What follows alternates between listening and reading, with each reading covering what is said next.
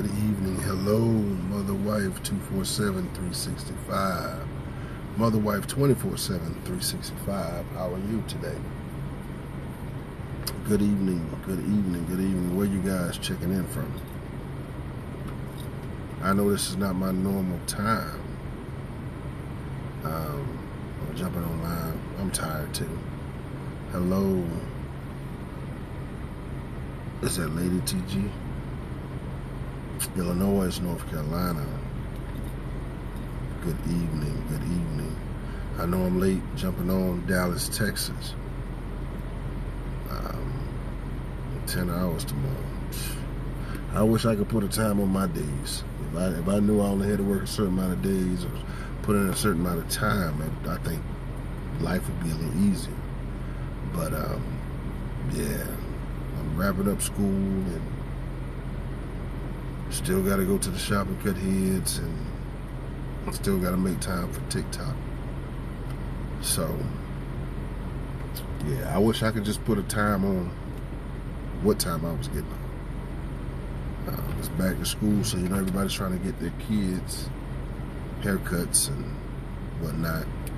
So I'm just pulling in, and I just wanted to jump on here quickly, briefly. I won't be on here long because I know it's already 11:30. A lot of people trying to get ready for bed and to get there, probably wind down from today and get prepared for tomorrow. Washington State, I see you. Thank you for joining. But I want to just jump on here real quick, honestly, to just drop a nugget, and then got a little small announcement to make that announcement now, and I'll be off. Y'all can go back to enjoying your night, your evening. I appreciate everybody that is jumping on right now. If you would tap the screen to get some other people on live. Kansas City, I see you. Thank you again for tuning in. But I wanted to just get on here. Y'all know I'm gonna tell the news at the end. Chicago, Atlanta, peace up. A-Town down. Thank you so much for the gifts. New Orleans is in the building tonight. Thank you so much. I appreciate, listen guys, I really want to say this. I appreciate all the support and all the wind that everybody's been giving me. Texas, I see you. I miss you, brother. I've been trying to catch up with you. Hey, I understand life happens. Life happens. Blessings to you as well. Life happens, and we can't control that. We can only control what we can control. Birmingham, Alabama. Roll Tide. I know that's not where you're at, but hopefully you're an Alabama fan. Tennessee, North Carolina, New York is in the house. So what's up? Speak. I'm going to speak. Why are you rushing me? Thomasville, Georgia. What brand is your wig? You know what? What brand is your wig? Let me go ahead and do this. Because see, I don't know what you mean, but you coming on here with that little crazy ass shit tonight, and I told you, I try to overlook certain shit, no picture, or whatever you got going on, but guess what? You ain't got to worry about it because I'm finna block you. I ain't got time for the fuck shit tonight. It's too late for that shit. Georgia, I'm in Georgia. St. Louis, Texas, Memphis. You can't wait to hear. Greetings, Mississippi. Georgia's in the building. I'm doing well. I'm a little tired, but I'm doing well. But I do want to say that. No, I'm gonna give you all the news first. South Carolina, Nashville. Roll Tide. Hey, bro, stay off my girl, FYP. I don't know if you're playing or if you're serious, but I don't control the algorithms of TikTok. So, yeah, you might want to talk to TikTok about that. I told y'all. I don't want to do this tonight. Obviously, you upset about something, but it ain't got nothing to do with me. Maybe you were playing, maybe you weren't. Right now, I don't know what to tell you. So maybe hit up TikTok. Ask them about that. Other than that, it is what it is. I'm fine.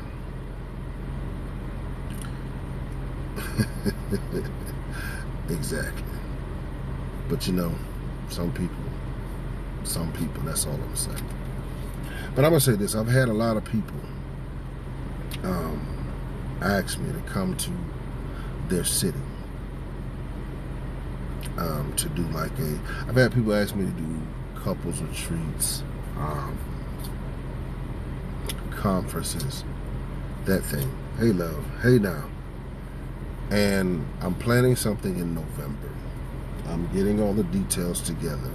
I'm looking for a location. I'm gonna try to find a neutral location for anyone that wants to come out. It'll be a 4-hour event. It'll be 2 sessions in that event. Once I get all the details together, then I'll post a video about it. Before I do all of that and book a venue and pay the venue, you know, you just want to make sure that that's something that you're going to get people to come out that actually want to come out. Because they never stay out of my city.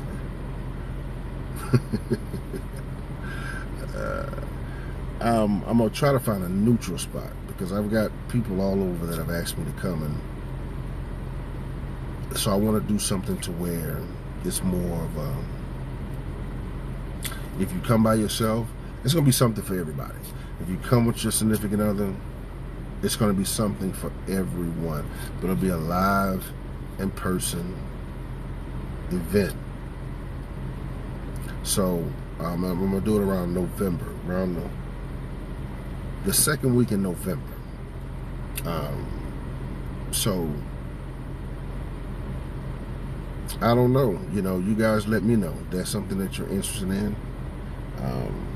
I don't have any prices on anything or what dates yet. It's just something that I'm putting together. Hello, how are you? First time. Respond to your comments after your live. Hold on, people. Let me explain something to you. Let me say this. And I'm only going to say this one time. Anyone that knows me, that follows me, knows that I'm going to do my live the way I'm going to do my live. So, if you can't wait, or if you feel like I'm taking my time or taking too long, then just log off. You don't have to wait. I told y'all I'm not that person. If you come with me with smoke, I'm gonna give you all the gas. Don't rush me. I don't rush anybody to do anything that they want to do. Let me do my live. Let me do my spiel. If it's something that you're not interested in, you can scroll up to the next live. End the discussion. You don't have to comment. You don't have to say anything. Period. So, if we're finna do that tonight, then I'm gonna block all those negative comments. Like, I don't feed into that shit. So, but anyway, putting together an event. I'll find a city or somewhere in between, and it's going to be a 4-hour, 2 sessions, 2 parts to that. There'll be like a midday and one in the evening. So I'll get everything together and I'll start posting about it.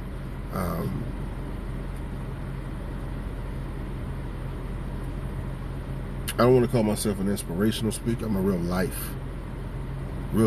speaker, real life motivator on real topics.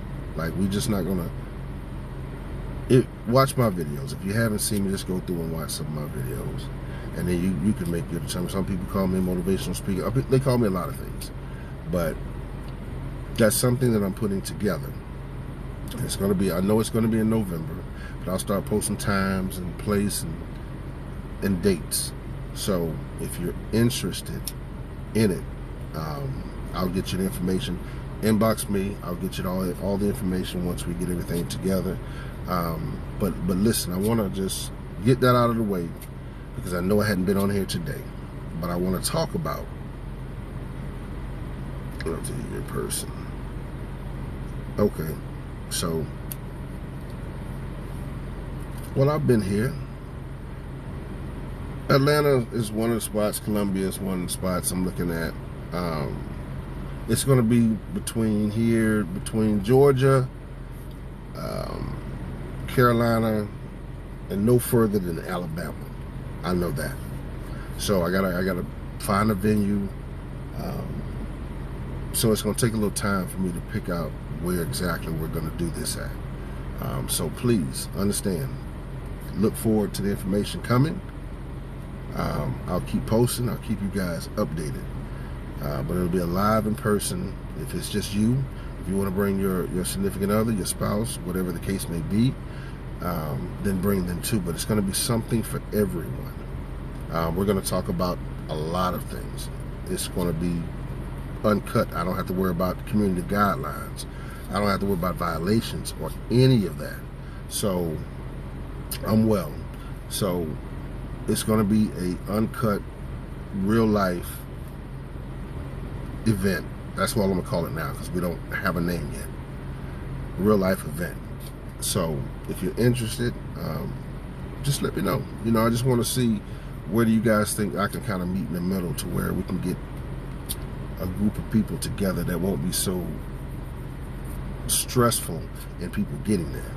If not, then I'll just pick a place and whoever comes. But understand, this is something that I love doing, and I've been asked to do this like a year or so ago, and a lot of people inbox me every day asking me when am I going to come to their city, you know, that type of thing. So it's getting ready to happen. It's going to be in November, the second week in November. I don't have an exact date yet, but we're just putting it out there. I'm putting it out there now. But I'll come back and I'll talk about it as we get off the live, and I'll post some videos and I'll keep you all informed. But I want to talk a little bit about life. And when I talk about life, I mean just every aspect of it, because life is going to happen no matter what. You're going to go through speed bumps. You're going to go through tidal waves. You're going to go through hurts, disappointments. You're going to go through so many things that are going to mold you into the person that you're supposed to be, because we look at things that we go through in life. We look at trauma. We look at all those things. We call it trauma. It becomes trauma when we don't properly deal with it. It becomes trauma in our life.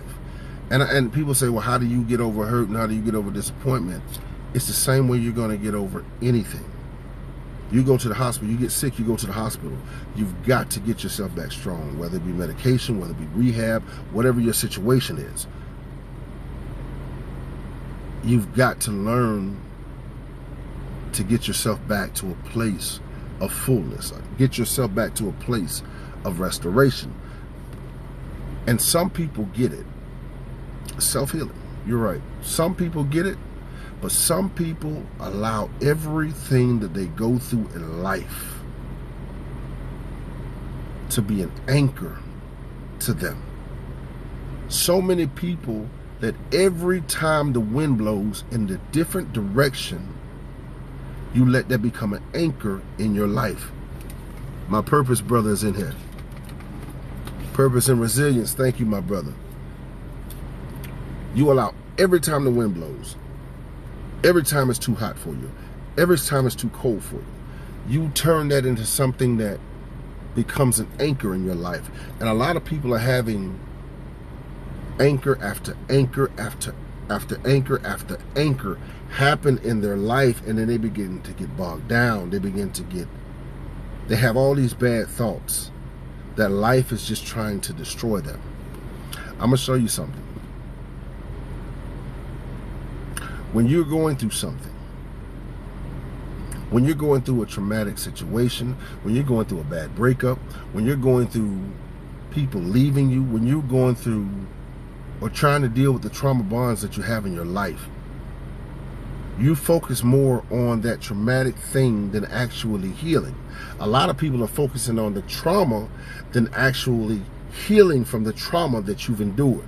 Because what you've got to understand is, you think because you went through something today and you feel like it's the worst thing that you've ever gone through in your life, you focus more on that thing other than tomorrow being a new day or the day after that being a new day. You focus more on the trauma than you do actually healing. It's like you got a scab and you got a sore. You're focusing more on that I got a sore and it's bleeding rather than actually trying to heal the sore. Or when the sore gets a scab on it, you begin to pull that scab off a little too soon. And you open that sore up again, now it can become infected. You're focusing more on that sore than actually healing that sore. And that's how you do with life issues and people. People that have hurt you, people that have caused you to not feel adequate, people that have caused your self-esteem to be lowered, people that have caused you to not believe in yourself, to not believe in love. And I say this all the time. People say, I gave up. Love hurts. Love this, love that. Love did not do anything to you. It's the person that you actually chosen to open up and be vulnerable to that actually did it to you. Love didn't do it. Love is not hurt. Love is not pain. Love is not confusion. Love is not drama. Love is not trauma. Love is none of those things. It's the person that you actually opened yourself up to be vulnerable to, that you should be upset with, not love. So when you go through things, we're focusing more on the fact that I went through it. Not that this person that I chose, that I may have seen the red flags and still ignored those red flags, but I still want to be with this person because I want them.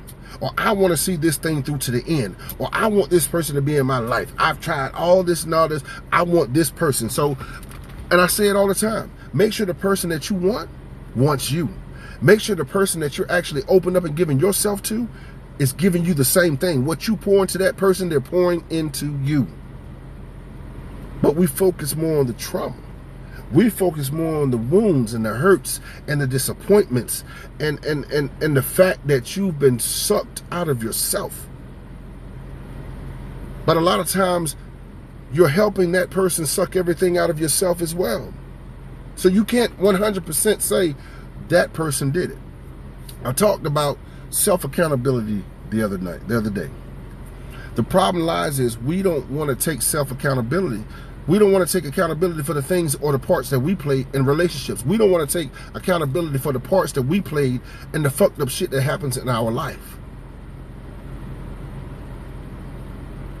Because we stay in it. We stay in stuff because we want to see the good. We stay in stuff because we become complacent. We stay in stuff because we love someone more than they love us, and we love ourselves. You're loving someone else more than you're loving you. When you actually put yourself in a place to where you love yourself and you understand that what I went through, I don't want to go through again, you won't allow any and everybody to come into your life and shoot you a line and tell you something. Greetings. You have to take an accountability for the shit that you played and the shit that you went through.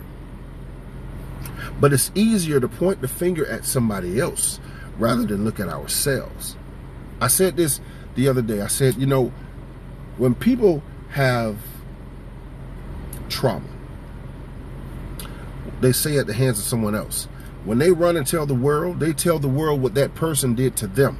They don't tell their part in what happened and what leads up to them going through the shit that they've gone through. How can you truly heal if you can't truly be honest with yourself? How is it that you want to heal from something when you can't even look at your own self in the mirror and say, yes, I stayed in something past the expiration date.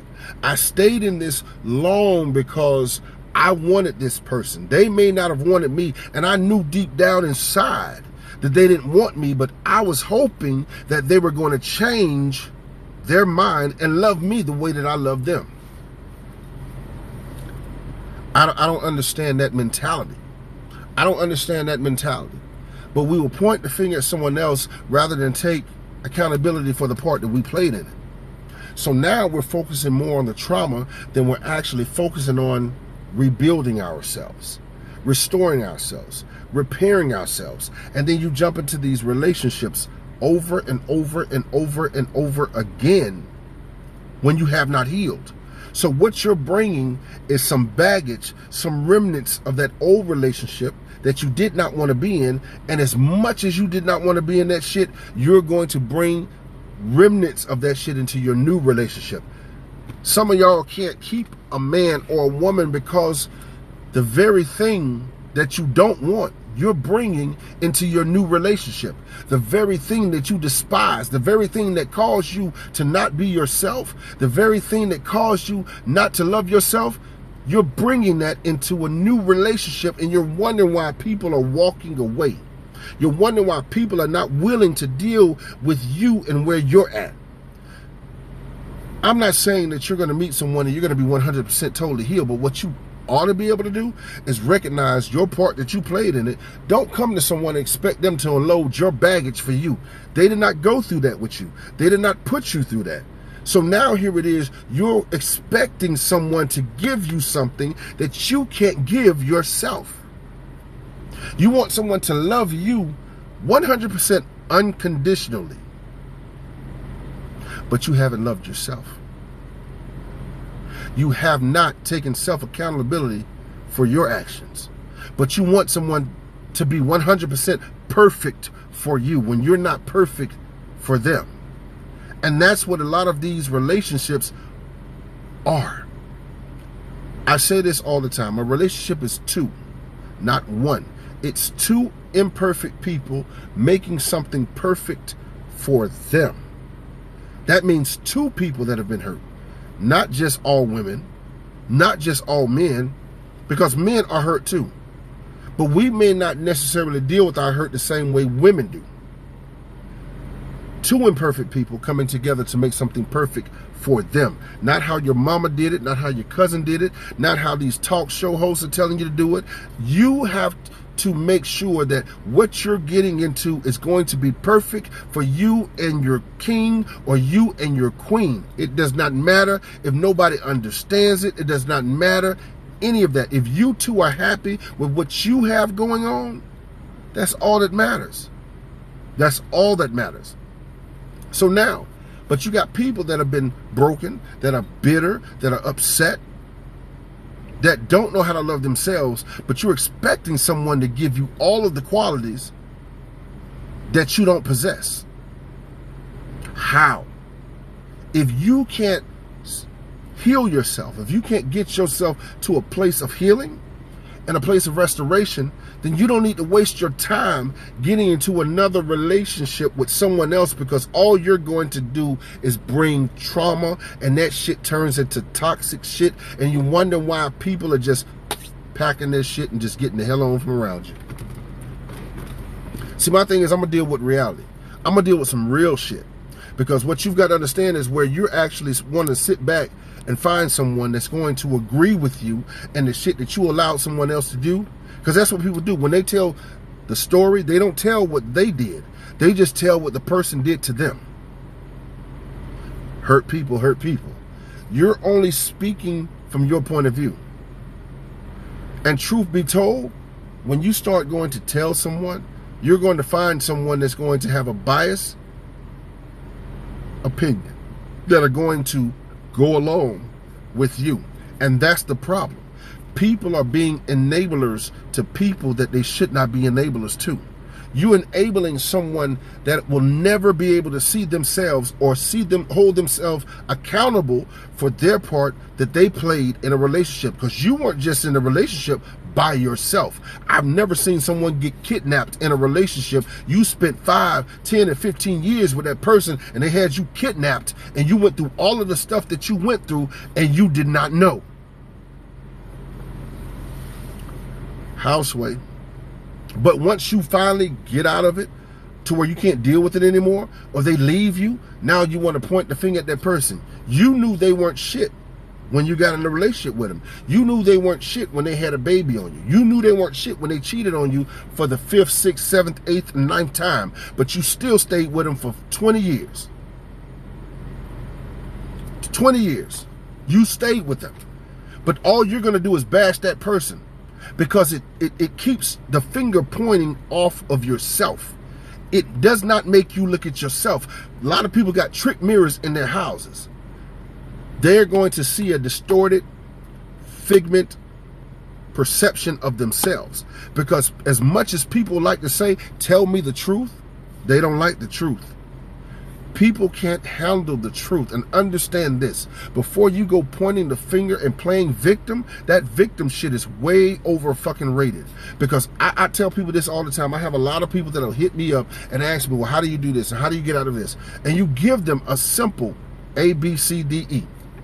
They will still go back to the same mess that they're asking you how to get out of. So I'm not going to waste my time and my breath telling you, oh, yeah, you just stay there and hope everything. I'm not going to tell you that. If you're asking me how to get out of it, I'm trying to tell you how to get out of it. If you choose to still stay in it for another 10 years, then that is on you. So if you go through heartache, disappointment, pain, being cheated on, abuse, and all of that mess, you go through dealing with narcissist after narcissist, then that is on you. That is not on that person. At some point, the blame shifts to you. You've got to take accountability for the parts that you play and what you allow someone to do to you in your life. You cannot continue to play victim. We can't do that.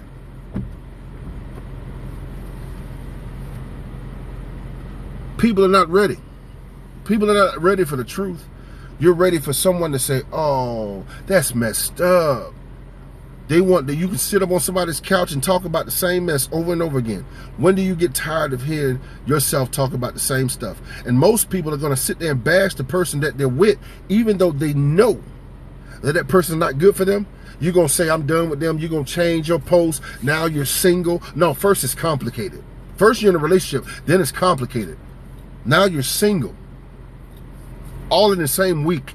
Then you're back with that person that you claim was so bad, me and Boo taking a vacation. You know what? This is relationship goals. No, this shit is toxic. And right now you're looking like the crazy people or the crazy person. You can't sit there and say that someone has done this to you and you've got this trauma in your life, and then you want to point the finger at them, but you allowed them to actually bring the trauma to you. You can't get mad at the you can't protect the person holding the knife just because you love them. You can't. You can't make excuses for the person holding the knife just because you love them.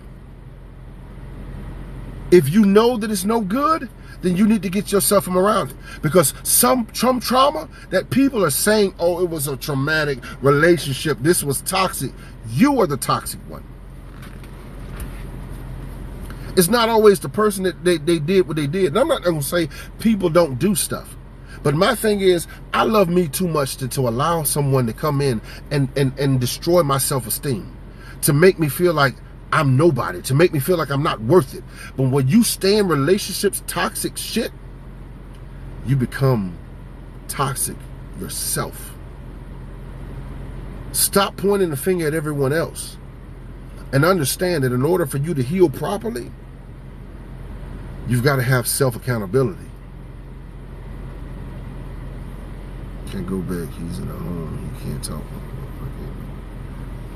So, again, are you truly healed?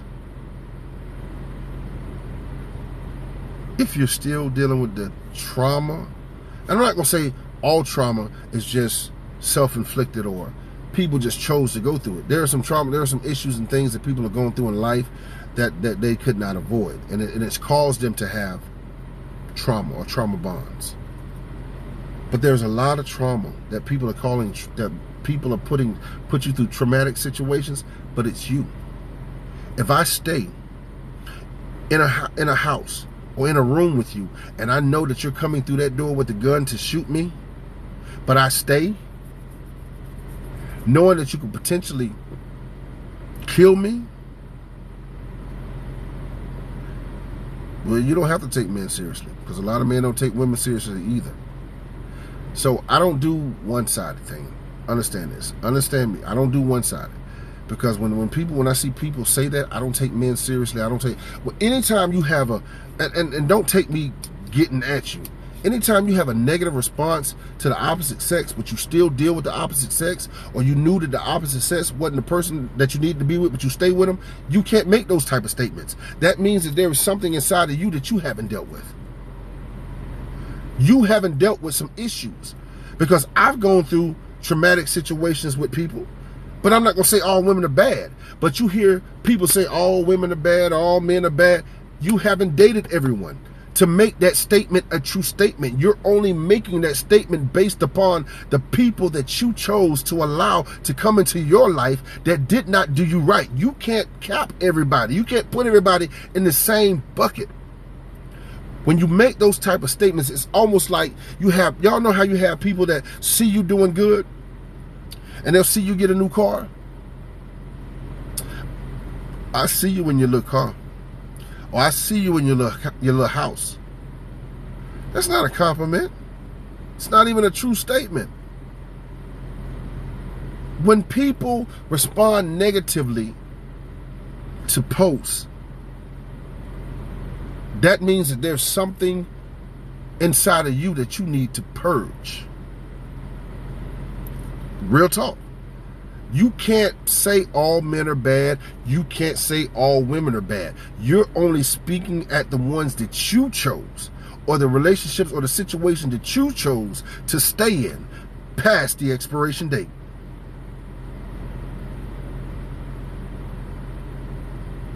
So that's facts. Because, oh, he messed you up. I got you. So, I mean, I'm just saying, but understand this. He messed you up. And I'm going to stop and I'm going to pause in what I'm saying. And I want you to answer this honestly. He messed you up. So at no point you saw the true him. And you knew that the true him was not the person for you and you still stayed? Honestly.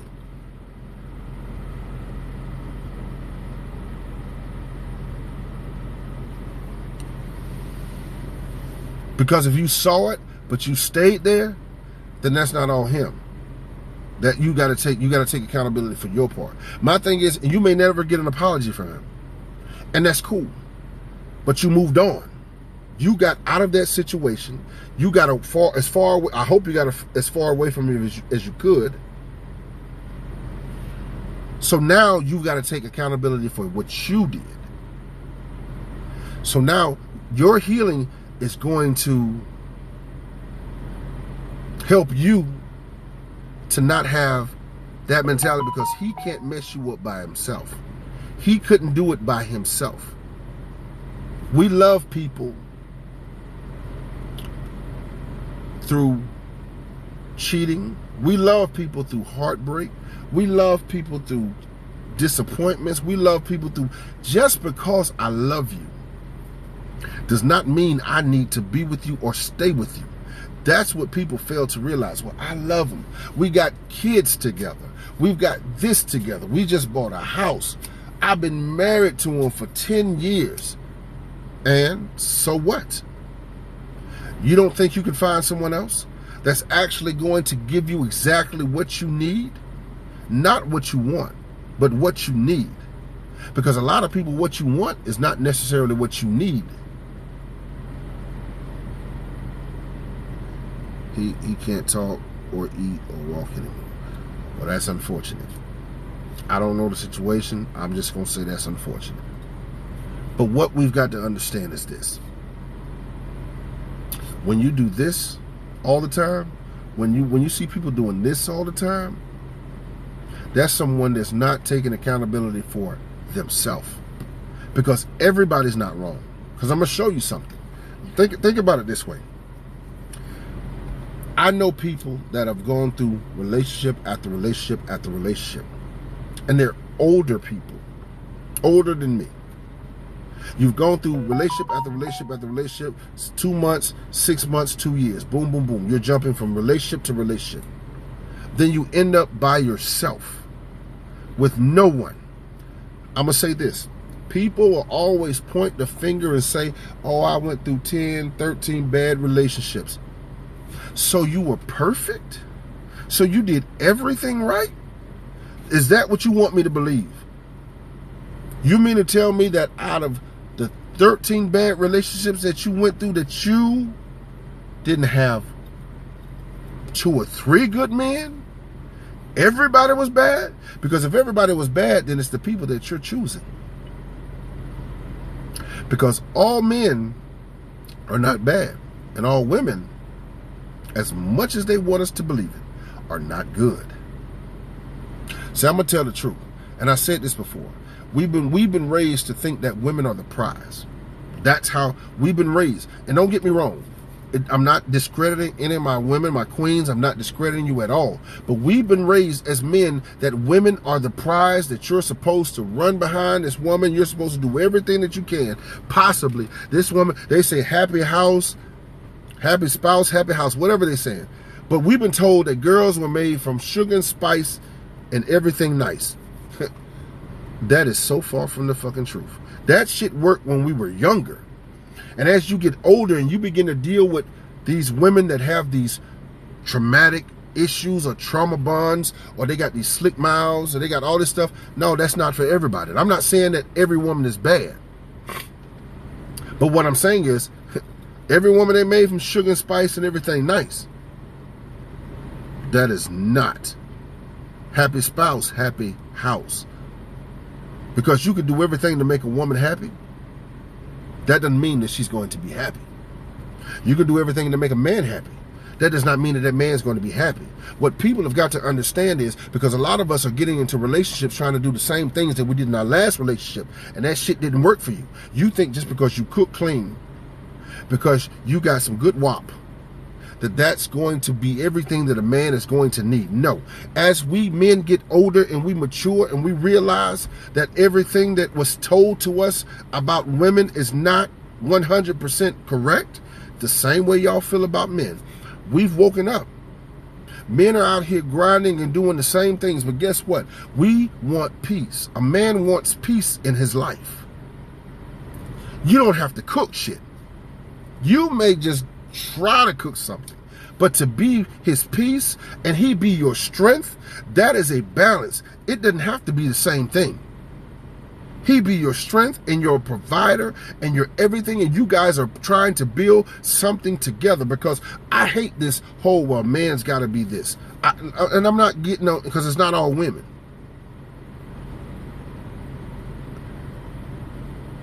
I hate this whole, a man's got to make this amount of money in order to be with me. A man's got to drive this kind of car in order to be with me. Your house has to have this amount of rooms in order for me to actually want to be with you. And I'm going to tell you something. You can't expect something from someone that you can't first be able to do for yourself. You cannot. Men are not going to sit here, because my thing is, if you want a man that's going to be your grandfather and your great-grandfather, go to work and work all day and take care of the bills, and all you're going to do is have to be a housewife and stay home, understand this. The same expectation you have for him to actually go to work and do what he needs to do and take care of the bills, then guess what? That means that every morning that man gets up, before he leaves out, you're cooking him breakfast. That means that you fixed him a lunch to take to work to him. He ain't got to stop and get nothing off the dollar value menu. And when he comes home, dinner's going to be ready. Kids are going to be taken care of. Homework is done. The house is clean. Clothes are not just sitting in the laundry room in a basket somewhere in the fucking corner. You're going to make sure that everything's done, because if you're expecting that man, if you got all these high expectations of what he needs to do, then understand you ain't gonna come to him with a bologna sandwich and some chips instead of drink in front of him and expect for that to be all that he's going to get. Hell no. That's not how this works. So if you're going to have an high expectation, then understand that that man's going to have the same expectation with you. You can't expect to, I want a man to be like my granddaddy, but you got to be like your grandma now. Now you got to sit back and iron his clothes. You got to wash his clothes. You got to press his ties. You got to do all that stuff. And even when you're done, now when that man comes home and he wants to play in your juice box and be with his queen, you got to be ready and all ready for it. The same way he going to go out there and work them 18 hours and deal with the world and all the stress of the world, understand, you've got to do your part. You can't expect someone to give you something that you're not giving them. Point blank, period. All that materialistic stuff. My thing is, understand there's got to be balance. And even if you don't stay at home, if you work and he works, then there has to be a balance. Some women understand what it means to take care of their men. Some men understand what it means to take care of their women. They're able to take their part and play their role. But these 2021, these 2034, and these 2047, these new age women will pop something in the microwave for you and then look at you twisting and sideways like you crazy. How? But then, oh, he wanted me to cook.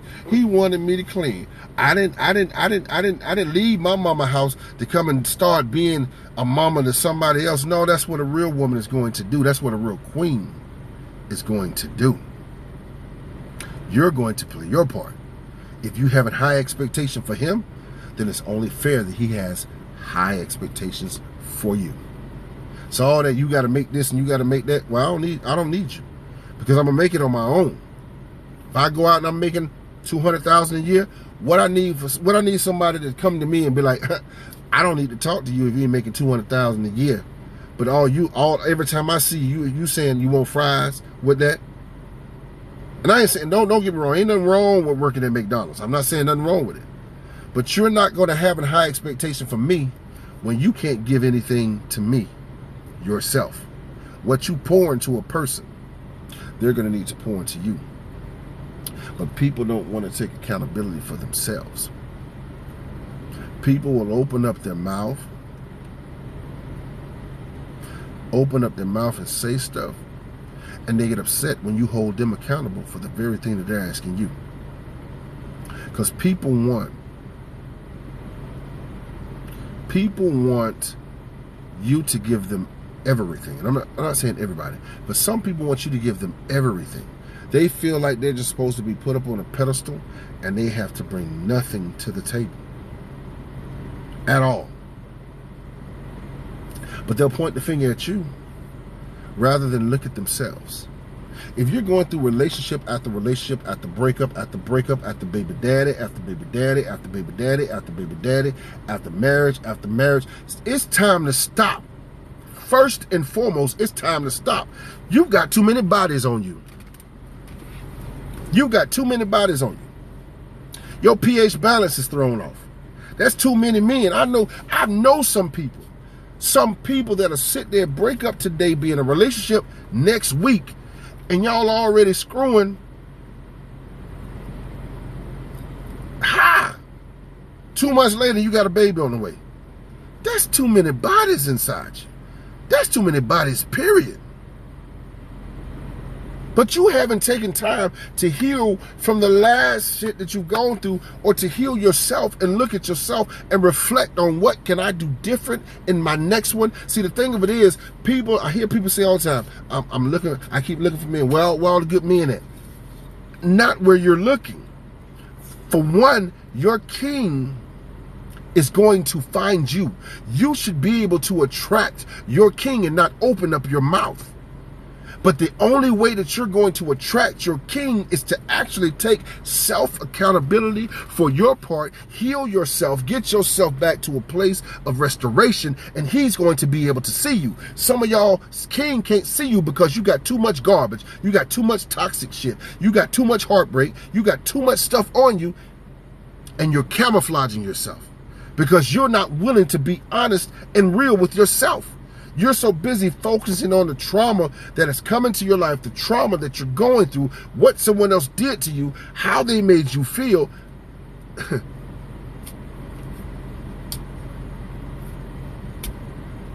going to tell you, you say you attract crazy guys. Well, if you know they're crazy, then you should not even waste. You shouldn't have, it should be hello and goodbye. It should be hello and goodbye. Because my thing is, when you find your king, and I'm not going to say people are not going to, some people you're going to meet in your life that are going to help you from point A to point B. Some relationships that you go through are going to be good relationships. Not all of them are toxic. Not everybody's toxic. Not everybody's a narcissist. Everybody, well, I'm dating a narcissist. No, sweetie, maybe you're the narcissist because you're in denial about the shit that you've allowed to go on with the person that you're actually pointing the fucking finger at. Maybe you're the fucking narcissist and you just can't see it because you're a fucking narcissist.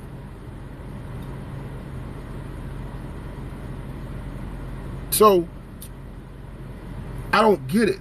I don't get it. Like, first off, we're jumping from traumatic relationship to toxic relationship to traumatic relationship to toxic relationship. Somewhere in between, you got baby daddies. You got all the bad shit that has happened to you. But every relationship that you speak of can't be a bad relationship. It may not have been your king, but it should have prepared you for your king. It should have prepared you for the best that's yet to come. But a lot of people are focusing on the trauma, and you're missing even looking up to make eye contact with your king. You're missing your king walking by. He can't see you, and you definitely can't see him because you're drowning yourself in trauma. You're drowning yourself in everybody else has done it to me. They're the problem. I'm the good one. I don't make any mistakes. I don't know why I'm going through this. I don't know why they left me. I don't know why they're not talking to me anymore. Sometimes people are not talking to you because you are just sour on the inside. You're bitter. It's a narcissist. Google it. Google it. You're going through every bad emotion. You don't smile. You get on everybody's post. All men ain't shit. Men, where the good men at? Well, obviously not where you're at. Honestly. Because what happens a lot of times, and I think people that make those statements about where the good men at, you've come down from your high place. You've dropped your bar so low that you've let your bar sit on the ground, so now it's on the ground. And you're picking up every worm, every tick, every slug, every flea, every type of creepy, crawly roaches and cockroach. You're picking up all that stuff because you're on the ground. Some of y'all have not met your king because you've moved from here to down here. You've dropped your expectation. You've dropped your expectations for someone that was not able to meet you where you were at. You should never, and listen to me, this is a nugget for the women. Never drop your bar so someone else can feel comfortable. You better make them work. They better show you that I'm already here, or that I'm willing to get there with you to show you that I'm in this with you. Some of y'all are dropping y'all bar and y'all stayed on the ground. So those men are not down there. They're actually up there where you were supposed to be in the first place. Where the good men at? I've been trying to find them. I go to the clubs. I'm not going to say you can't find no man in the club. But 9 times out of 10, you ain't going to find no man in the club. Because most men in the clubs are trying to get drunk and trying to cut something. Just saying. So why would you want to put yourself through the same things that you were actually trying to get out of? You're looking for men in the same places that you found the other jokers at. Why would you want to go through that? Why would you want to put yourself through that, and then you wonder why you're going through the same thing over and over and over again? Again, you're making a decision to allow someone to come into your personal space. You're making a decision to open yourself up to be vulnerable to someone that's not able to nurture what it is that you're giving. You've got to understand, when you open yourself up to be vulnerable and you give a person your heart, you're trusting that person to not crush your heart, to not break your heart, to not do anything but love you and give you the same thing that you wanted to give to him. And some of y'all are giving people stuff that they don't even know how to handle, that they shouldn't even have access to. You're giving people king experiences, and you're giving it to court jesters. You're giving people all of you, your mind, your soul, your body. And they're just along for the ride. As long as you keep giving it, I'm going to keep taking it. As long as you keep opening the door, I'm going to keep stepping in. As long as you're going to be stupid for me, then shit, I'm going to put the dunce hat on you.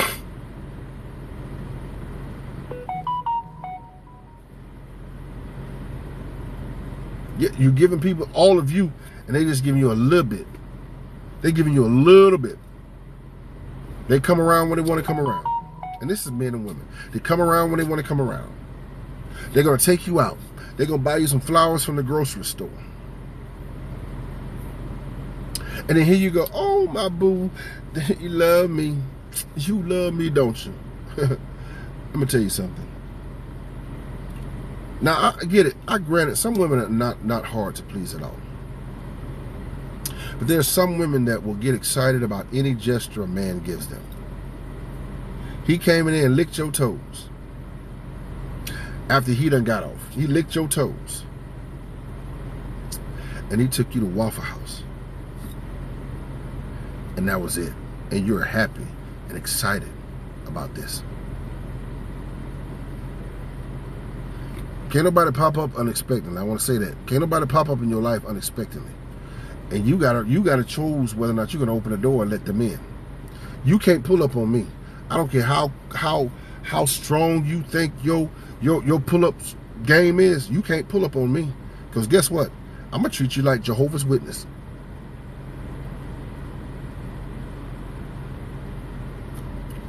And that's facts. Peep out the window. Oh, all right. I'm gonna turn the TV up and let you know I'm in there. Turn the radio on, and I'm gonna keep doing what I was doing on the other side of the door. Y'all have to stop giving people access to you.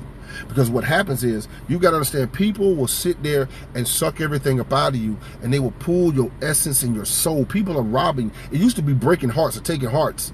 And you can get over heartbreak. But now people are snatching fucking souls. People are snatching souls from folks. They don't even want your heart. They want your soul. Because if I got your soul, then I've got you. They're draining you to the point to where now you ain't got no fight. You've gotten comfortable. You've gotten complacent. You don't want to argue. You don't want to fight. You don't want to do anything.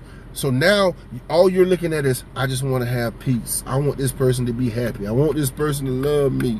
Why they won't love me? So I'm going to go do this and I'm going to go do that. Even though I know they ain't feeling me like I'm feeling them, I'm going to go do this. You have a problem with yourself and self-esteem. So now that you've allowed someone to come in and you've shown them how to treat you, when you take people back, I'm going to tell you something. One thing about me. If you do something to me,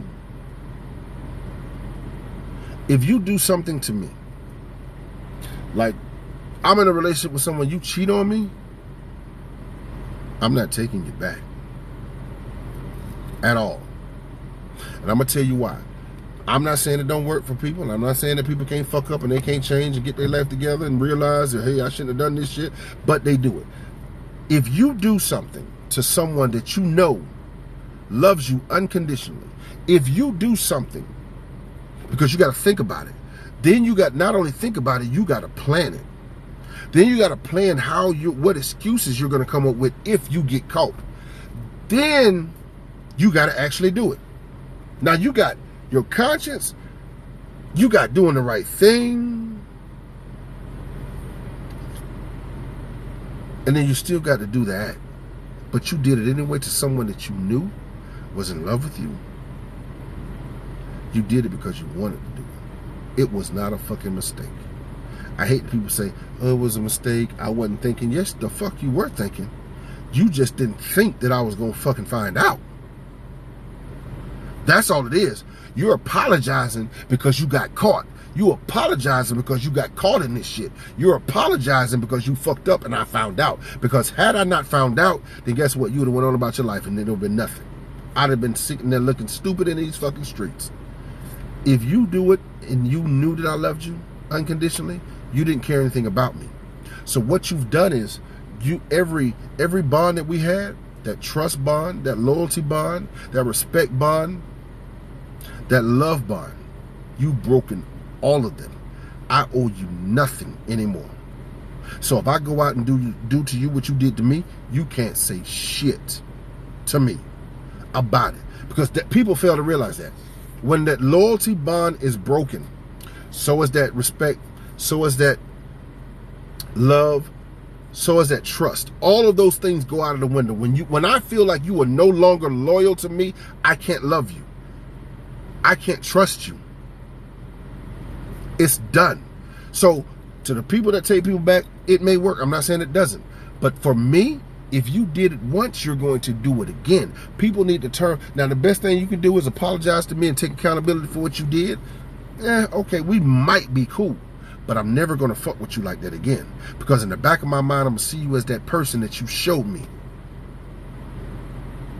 So I'm not taking, and that goes for friends, fucking family.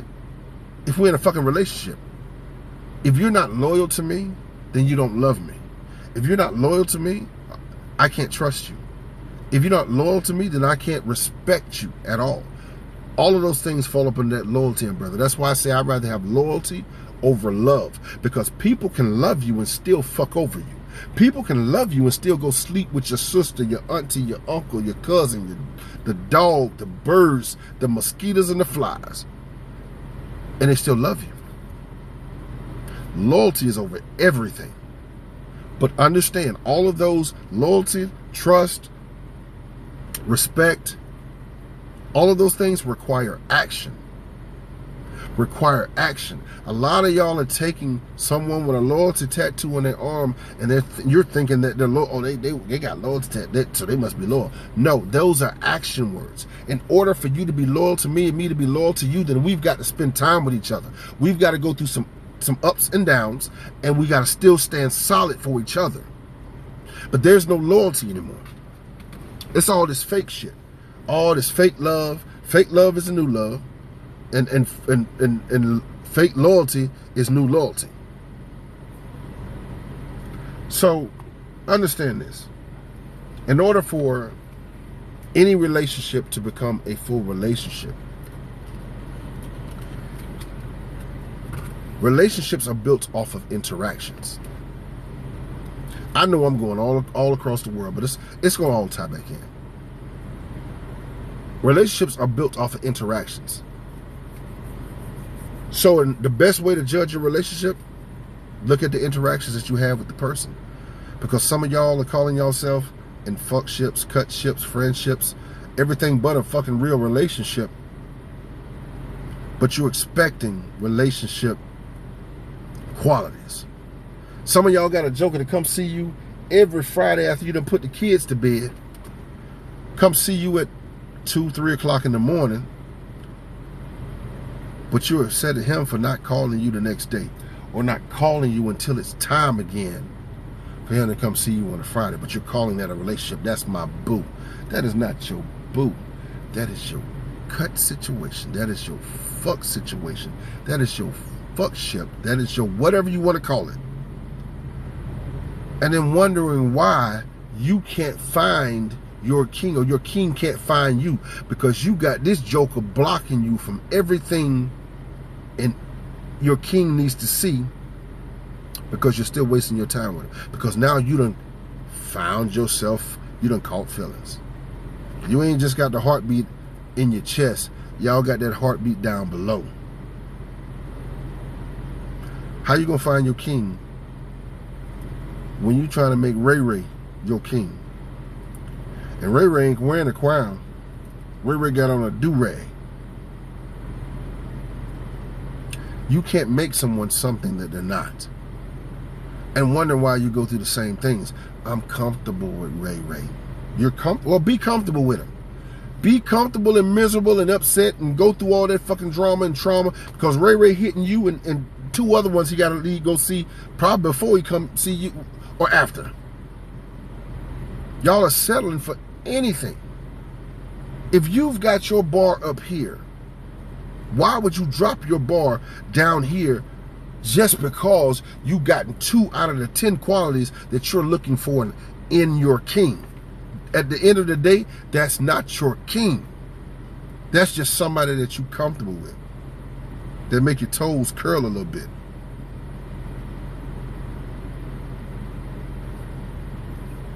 Now, I'm gonna tell you something. What makes trusting people impossible?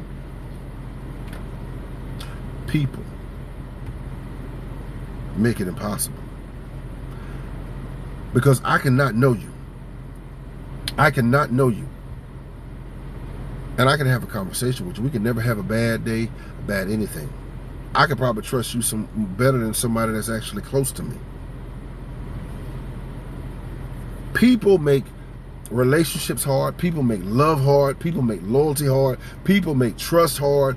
People make respecting someone hard. People make all of those things hard. And it's the people that you allow to come into your life, the people that you choose to open up and be vulnerable to, that are messing it up. But you have part to play in that shit too, because some of y'all got 20/20 vision and is still fucking blind. Still blind.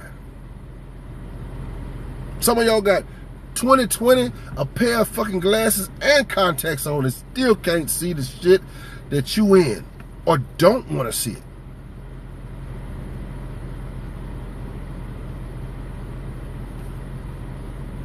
My thing is, again, it all boils down to self-accountability.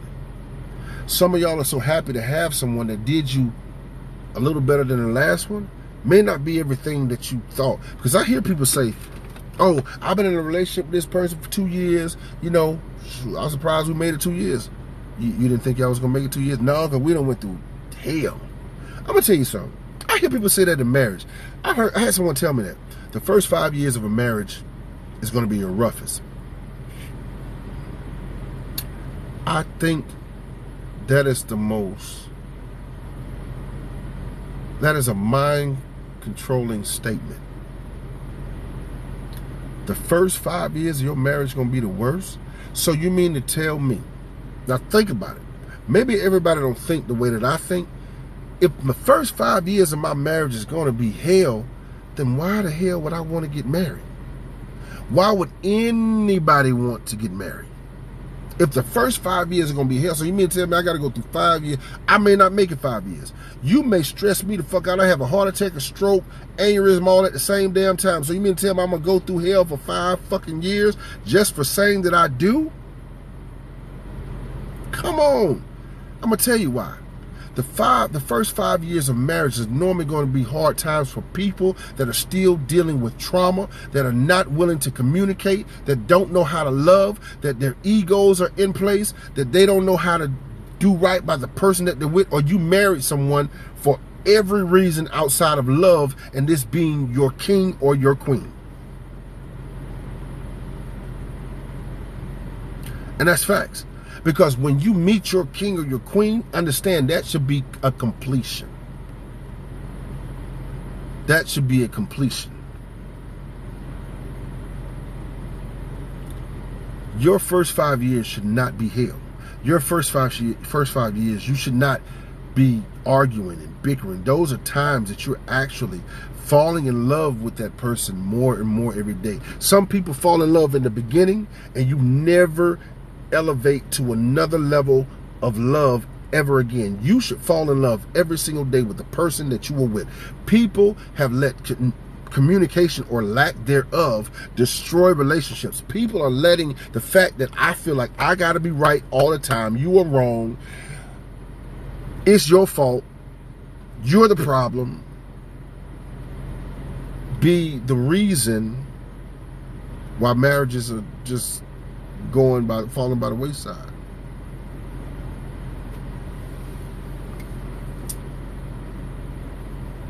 So communication is going to be the biggest thing outside of self-accountability, because people don't know how to communicate anymore. People don't know how to communicate effectively. People communicate to respond.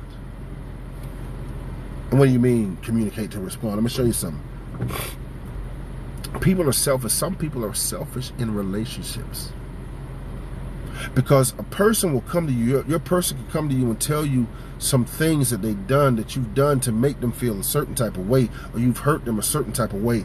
And when they're trying to talk to you, either you're being condescending, either you're doing tit for tat, or you're telling them, well, what about me? You want to drown out your person's stuff with your bullshit, because one, you don't want to deal with it. You don't want to go through that bullshit. You don't want to talk about shit because you're not able to. So now when you drown out somebody else's stuff, what happens is you're showing them that I'm not really concerned about your feelings. They get defensive. They get triggered. It blows up into an argument. A simple conversation can blow up into an argument. And these are people that are not able to take self-accountability for the parts that they play in relationships. So my thing is, if you're not able to communicate with me, then I don't need to be in anything with you at all. I don't need to be with you at all. We don't need to talk about sports. We don't need to do nothing. If you can't communicate with me and understand that I'm telling you this, not because I want to argue with you, but I want you to fix it so we can go back to loving each other, so we can go back to building our empire. But people, their egos, their ways, they get in the way so much, so often. And relationships are going and falling apart all because you were not able to be grown and communicate effectively. When that person is talking, like the worst thing that you can do, when that person is talking, you want to cut them off to start talking about some shit that you went through with them 10 years ago that you both decided to get over with. You want to bring up some shit because that's all you got. All these, and that doesn't necessarily mean that they're narcissists. That just means that they're not able to take self-accountability. Yes, that is a quality, but that you can't clump everybody as a narcissist. Everybody learned what that word was. Now everybody's dating fucking narcissists. Well, if that's the fucking case, shit. Where you been finding these people at? You been scraping the bottom of the fucking barrel? Come on. When you know better, you do better. When you love yourself and learn to take self-accountability, you begin to heal. You'll begin to smile again. Your happiness and your joy is not contingent upon someone being in your life. I can be with my king or my queen, but guess what? If they're with me, I'm not my king or my queen. You can be with your king or your queen, but guess what? Them being in your life should not be the driving force of whether or not you're happy or not, because people will come and fucking go. Weather seasons are going to change. You may be in love with somebody today, and they may not be in love with you tomorrow. But if all you've got is all your happiness and your love and your joy is wrapped up in that person, when they leave, then you're going to be a sad puppy. You're going to become bitter. You're going to become angry. You're going to become upset. Your joy and your happiness is not contingent upon who you have in your life. Your joy and your happiness comes from you. Happiness is conditional? Now, I don't. What? I'm gonna stop for a second. What do you mean happiness is conditional? Why do you say that? Because if happiness is conditional, I'm gonna say this because I don't know if you're gonna respond back or type fast enough. If your happiness is conditional, then that means that it's something has to happen for you in order for you to be happy. If something doesn't happen for you, then that means that you're sad. People, houses, cars, things like that. My happiness comes from me. It's not conditional or contingent upon what I have or what I don't have. Because I'm going to make all the happiness that I want. Now, joy is something that's on the inside. I can be happy and smile. You can see that I'm happy. I'm showing the world that I'm happy. I woke up this morning, I'm happy. But I can have both of them and be going through the worst times of my life. So it's not conditional. It's only conditional when we make it conditional. Just like love. You have conditional love and unconditional love. True love is going to be unconditional. No one can take your joy. And I'm not going to let no one take my happiness. But people are with people that are loving them with conditions. Conditions. You don't have problems with people as long as you don't hold them accountable or try to have real life grown-up king-queen conversations, then you're good. But as soon as you do something to agitate them, now they don't want to be bothered with you. Now they don't want to talk to you. or if you challenge someone to do better and now they don't want to be around you, that's conditional love. Unconditional love means I'm going to love you flaws and all, and you're going to love me flaws and all, and we're going to help each other grow, become better. We're going to build an empire. We're going to love each other unconditionally. We're going to be the best us that we can possibly be, because the type of love that you share with your king or your queen may not be the type of love that it works for the next person. But there are simple words and guidelines or simple things that you can do that's going to work for everybody. Everybody has a different love language. And if you don't know what your love language, y'all go online, type in the love language and take the test. When you find out what your love language is, don't share it with anybody. Don't share it with anybody. This is my love language. This is what, I want. Y'all talk too much sometimes. My thing is, if a person is going to be your one person, then they're going to do everything that they possibly can to find out what your love language is. There are 5.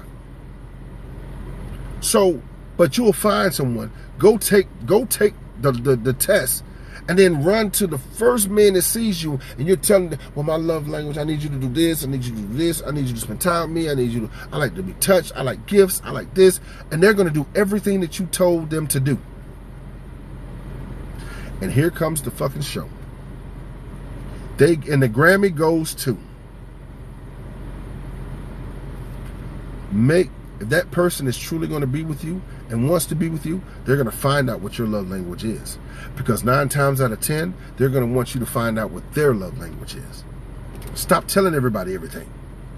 You can ask questions, but stop telling everyone that you meet everything that you want, everything that you think you need.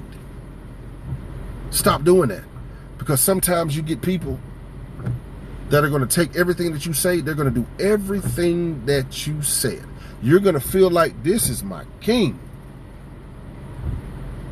And then when that true representative come out, I thought this was my king. No, you just gave him all the keys to your house, the car. You gave him all your credit cards, your ATM cards. You gave him access to you. And he didn't even have to do anything. And then soon as you feel like, oh, he's answered all my 5, look, girl, I'm going to get this man something tonight that's going to change his life. As soon as he gets what he wants, then he's out. Then he's on. Then you wonder why you got left.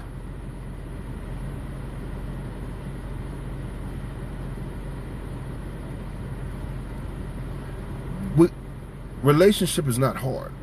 Fixing relationships are not hard. People make it hard. People make it hard. So understand this. There are a lot of things that we have to do as kings and queens. And I'm going to say this. And this is only for the kings and the queens. You've got to know that you're going to have to take self-accountability. You're going to have to deal with self-healing. You're going to have to communicate. You're going to have to be able to love and actually show love, not just talk love. Again, relationships after 40 are not hard. It's just the people it's the fucked up people that make it hard.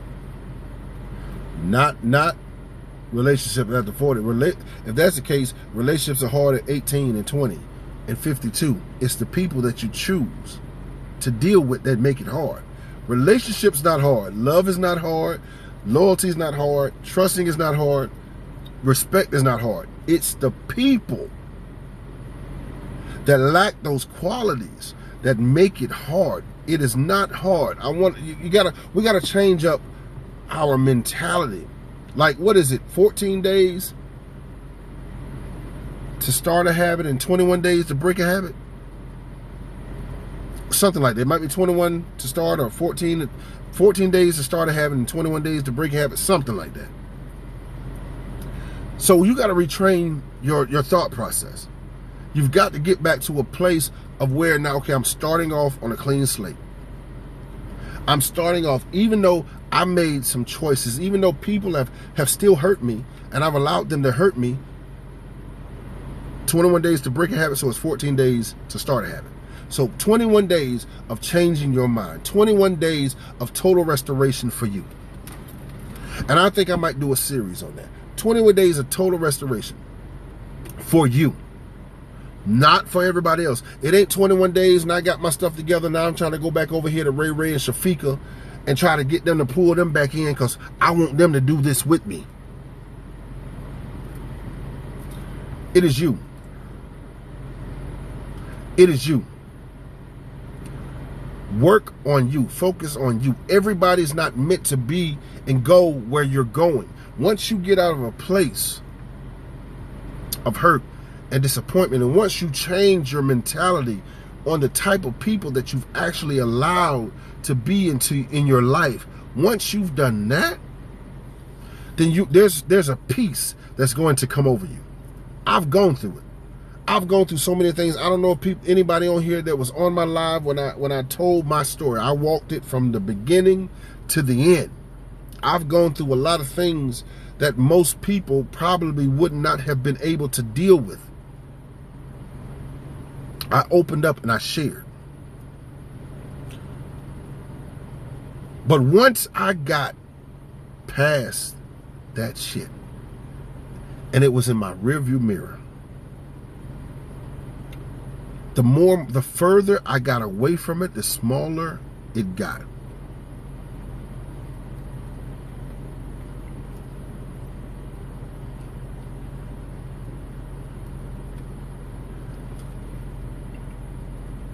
Don't let your rearview mirror issues affect your windshield future. Don't let what's behind you become greater than what's in front of you. Don't allow your windshield mirror issues affect your windshield future. And once you come to a place of peace, once you get your peace back, I'm going to say this since we're all grown, that is the best orgasm that you could ever have in your life. That is a continuous orgasm. That ain't no multiples. That's one long, everyday orgasm. That shit feels so fucking good. I'm not going to let you stop mine. That peace that you get, it's like one long orgasm. Every day you wake up to just, oh. You just think about your freedom. You just, oh. I ain't going through that. Oh, they left me for dead. Oh, shoot. That felt good. You've got to take self-accountability. You've got to. Because if you don't, then all you're doing is hindering yourself from finding actual love. Because that's what everybody wants at the end of the day. You want someone that's going to love you unconditionally. You want someone that's going to be there. You want someone that's going to love you. You want someone that's going to make you feel like you're the only person in the fucking world. People should get tired of going through the hurt, the trauma, the pain, the disappointment. As much as people talk about the shit that people did to them, you should be tired. You should be tired of going through the same old thing. Y'all know the definition of insanity?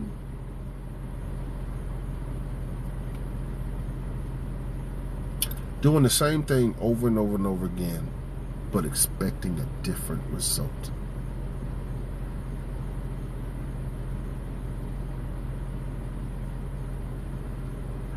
Doing the same thing over and over again, but expecting a different result.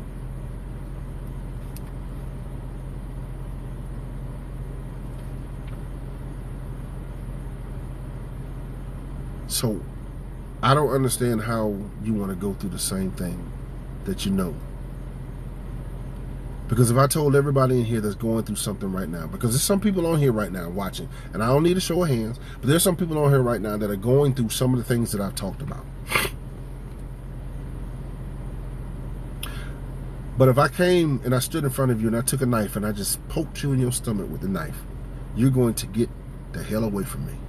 Or if I brought gasoline and a match and I poured that gasoline on you, before I can even light that match, you're going to run, because you know the pain that's getting ready to come into your life.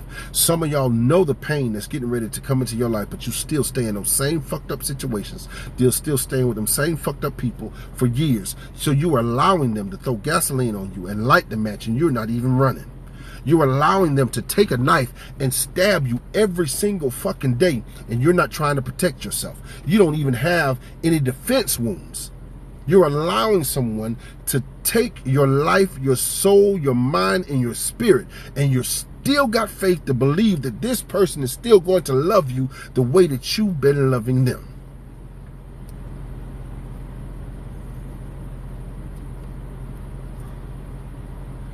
What it is this: it ain't hurt you bad enough yet.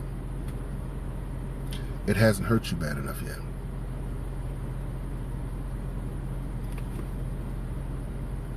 There's this little story. A man was walking down the street, and he's walking past his house, and this man is sitting on the porch, and his dog is sitting beside him. And as he's walking past the house, the dog is just hollering, just hollering, just hollering, just hollering. So the man stops at the man's gate, and he's like, what's wrong with your dog? Why is he hollering? And the man said, well, it's simple. He's sitting on a nail. And he said, well, why don't the dog just get up and move off the nail? He said, well, that's simple too. Because it ain't hurting him bad enough yet. And that's what a lot of y'all are doing. Hollering and hollering and hollering and hollering while you're sitting on knives. You're sitting on nails. You're sitting on broken glass. You're doing all the hollering because you know it's painful, but it ain't hurt you bad enough yet to get up and move and walk away from it. You're sitting on a nail, but that pain ain't cut you deep enough yet. It ain't hurt you bad enough yet. So you're going to stay in that situation. You're going to stay in that to where you're never going to be able to experience love, because at some point, what you do to yourself is you take all the love that you were expecting to get from people and you've thrown it away. You take all of you that you were, the love that you were hoping to get from a person, you've thrown it away, and you've gotten comfortable and complacent with the shit that you're getting. You settle, you become complacent, and now here it is. All you're doing is hurting yourself. And you're crying out because you want the world to know that you're in pain.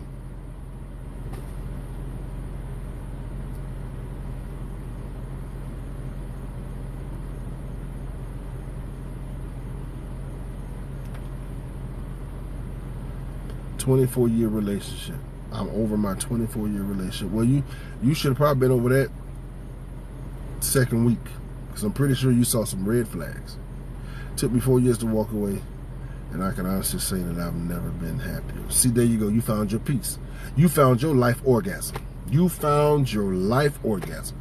And you ain't gonna never let nobody interrupt you in your orgasm.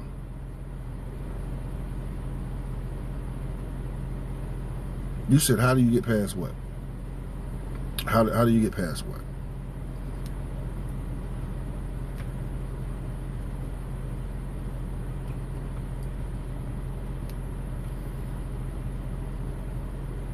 As soon as I can't trust someone, I'm looking at you sideways. I'm looking at you different. As soon as I feel like you're not for me, yeah, it's time to go.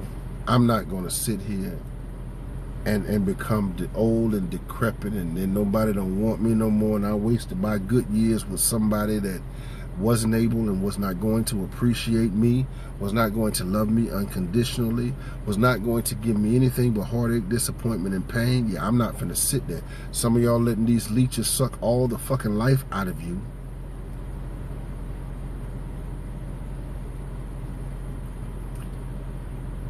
just left a 3.5-year relationship and I'm ready for all my blood. You should be. It's a new season. It's a new day. You're right. And that's all it is. You're loving someone more than you loving yourself. My thing is, once you love you, you'll never have to worry about your bar falling, because you're not going to let someone just come in and give you a lip service. Because that's all a lot of people are giving y'all, is lip service, and you're believing what they're telling you, but there's no action behind what they're telling you. I've said this before.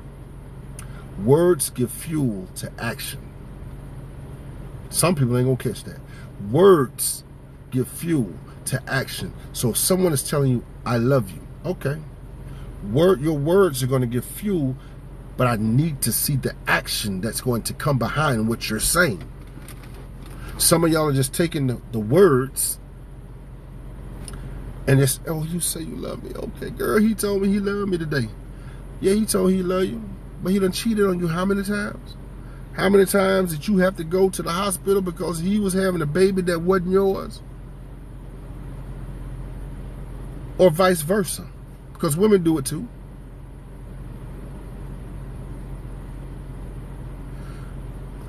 You say, how do you... okay, hold on. I'm going to stop there. What do you do when you date a man who wants something serious too fast? What's too fast? What's too fast? Because I gotta answer for all the questions. I'm going to wait till you answer, then I'm going to answer yours. But what's too fast?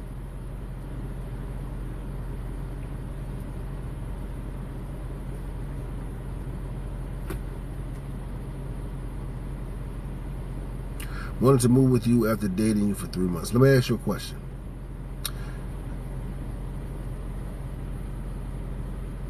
Like 3 months. 3 months? Let me ask you a question. So, if you meet someone, so do you see any bad qualities in this man? I'm going to ask you first.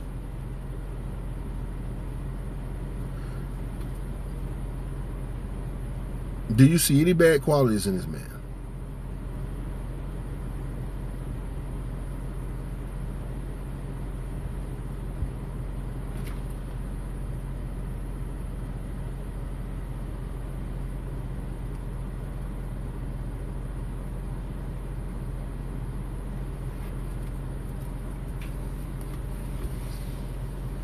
Okay, well, if you see all qualities, then that's all the red flags. Then that's it. Conversation is done. That question is answered. But I'm gonna answer that question because people think too fast. What's too fast? Because I'm gonna be honest with you, and if we're gonna be grown about it, let's be grown, men and women. If I know what I want, and you know what you want, and we're vibing, and I feel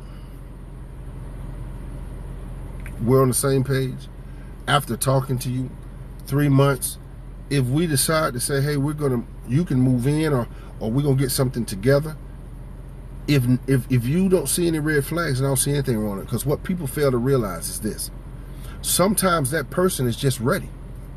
He's ready to be someone's king, or she's ready to be someone's queen. But you have to be grown and understand and be able to decipher between someone that just wants to move in. You said you see red flags. So that's not even a question. That's not even an option for you. But if you are grown and you meet someone, and I don't care who you are, if you choose to spend all day with a person that you met and y'all vibe and you say, I'm finna give you some, and y'all do it and he respects you and you respect him, then that is your fucking business. Y'all are grown, because just because you sleep with someone on the first day, or you make them wait 6 months, 6 years, whatever the case may be, if they want to be with you, they want to be with you. So there is no such thing as too fast. But you got to judge each person, judge their character, their actions, their maturity level. Don't just jump into some shit just because, but try the person. Because I say this, what's in you abundantly will come out of you eventually. You can't hide that. You can show me what you want to show me, but your true representative is going to come out. At some point, you're going to get agitated. Something is going to set you off, and there goes a red flag. So my thing is, people have got to understand, don't put a time limit. Steve Harvey's like this 90-day rule. I'm going to tell you something. 90 days. I'm gonna stop right there and I'm gonna say this, and I'm gonna be 100% truthful with you. Or I'm gonna make them wait 6 months. I'm gonna make them wait a year. If you want to be honest about this shit, most men are not gonna wait them 6 months. Most men are not gonna wait that year. Unless you got someone that has never ever played in anybody's playground, played with nobody's juice box, never tasted it nor felt it, then everyone has needs. That's just facts. Yes, I don't care how much you say you don't need a man. I've been 2-3 years and I ain't done this and I ain't done that, but you wanted it. Because if that was the case, if you weren't actually wanting to be pleased, y'all wouldn't buy them roses, y'all wouldn't buy them damn squirrels and all that other little toys. Y'all wouldn't need all that stuff. There would be no need of that stuff, because people want to feel the affection, the touch from the opposite sex. So whether you say, I'm gonna give it to you tomorrow, the next day, the next week, but I'm gonna tell you something, don't sit there and you done gave every joker between here and 12 counties over, you done gave them the nookie with no problem. You ain't got no conversation, you ain't got no commitments, you ain't got no nothing. Y'all ain't dedicated to each other, but y'all just busting it open real quick. But here is a man that actually wants to be with you. Understand this, and I'm gonna say this: my queen is my queen. When I see my queen, it should do something to me on the inside. It should make me, you know what? You ain't even finna finish cooking dinner today. You finna take a pause. I'm finna take you in the room because I done missed you today. So I'm finna go ahead and take. You should be like that with the person. So when you find your king or your queen, you can't put a time limit on that shit.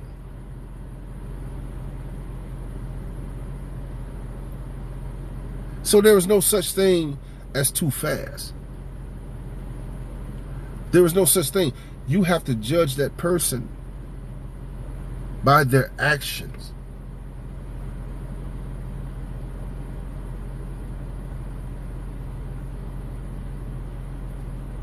But I'm pretty sure he ain't act like a straight fool just when he moved in. And that's just real talk. Like I said, pay attention to the red flags. So there's no such thing as too fast. You're grown. If you're grown, then be grown. The problem is we're worried about what society says. Oh, people are going to talk about me because I gave it up to them too quick. But they won't know your business unless you out here telling it. Some people wouldn't look crazy if they wouldn't talk so much. And that's real talk. Some people wouldn't look crazy if they weren't out here just running their fucking mouths.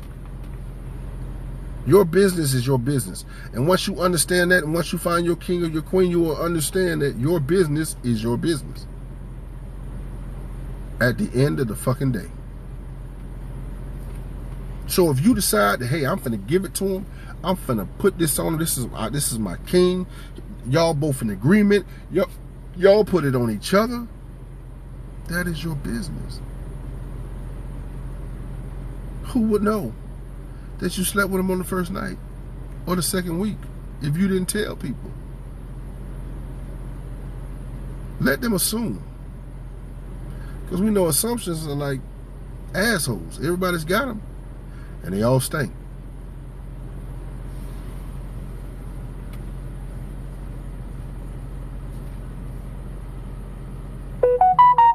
So, judge people by their actions, not by what they tell you. Learn to take accountability. Learn to take accountability for your parts in what you played.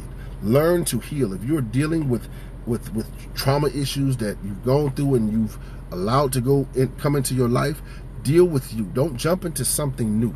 Don't let your ex mess it up for your next. And that's what a lot of people are doing. It ain't always that men are bad. Sometimes they don't want to deal with your shit. It ain't always that women are bad. Sometimes they just don't want to deal with your shit. Because people will come off like they got all this shit together and I'm not going through anything. And then you got these little spats, and they have these moments of where they have these bipolar spats. And then you're looking at them like, damn, I thought you had all your shit together. But you're still standing because you're trying to build a person.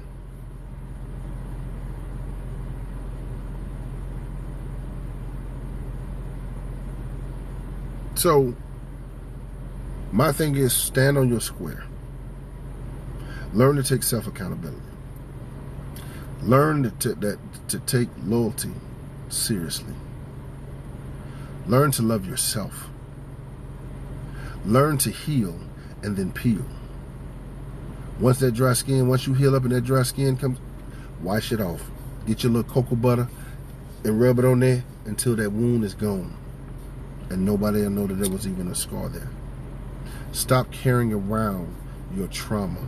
Stop carrying around and letting your trauma change the person that you're supposed to be. Stop allowing what you go through to make you into these bitter people, to where now you give up on love, you've given up on everything, all because of the decisions that you made in your life. No one can write your book for you but you. No one can write your book for you but you. And stop trying to change other people's books. Because some of y'all will read a book, don't like the ending, now you want to go back and try to change all of this shit within that person. And person meaning a book. A person is who they are. If they're not willing and able to give you exactly what you're pouring into them, then don't waste your time.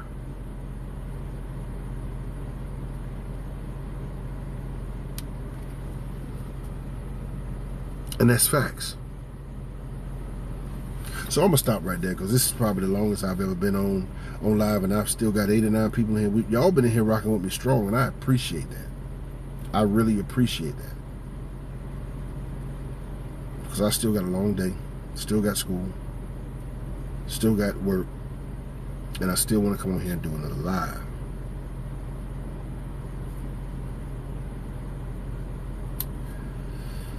Okay, let me say this. I don't talk about politics. I don't talk about religion. I don't talk about any of those things in here. Because, and I say this, and I'm gonna say this is gonna be my, like, I wanna say this. I don't talk about religion, politics, or anything. Because everybody does not believe the same way you believe. Everybody does not think the same way that you think. I'm a Sagittarius. Everybody does not pray to the same God. Everybody does not love the way you love. I don't talk about your sexuality. You love who you love, because what people eat don't make me shit. So I don't talk about any of those things. What I talk about is the topics that I'm actually on here to talk about.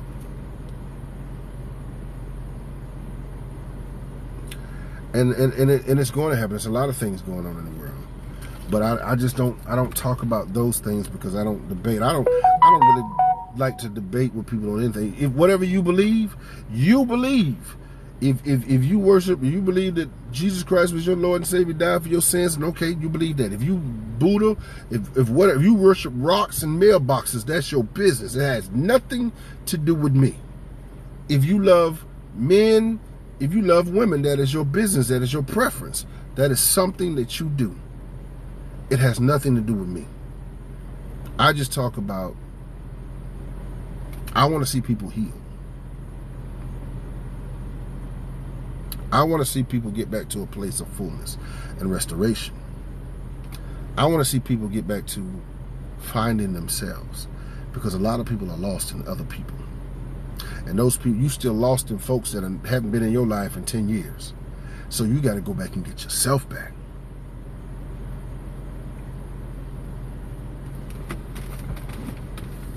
You got to go back and get yourself back. Some of y'all got people, some of y'all have been walking around in people's back pockets and sitting on their dresser just collecting dust, and you wondering how you lost yourself, because they got you.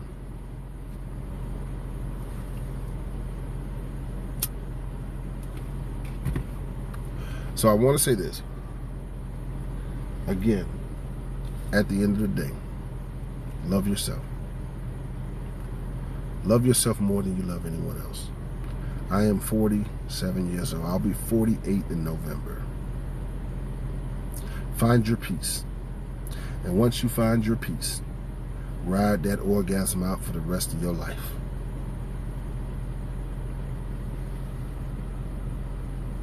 You can't allow that one to have that much power over you. There is nothing wrong with loving a person hard. The problem lies when you love that person more than you love yourself. That's where the problem lies is. When you love anything more than you love yourself, you are the first person that you should think about. Then everything else falls in line.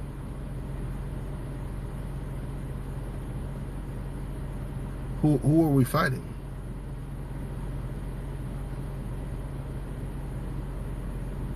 Who are we fighting? That's my question. You said we're fighting. Why are we fighting each other? Something is wrong. Why?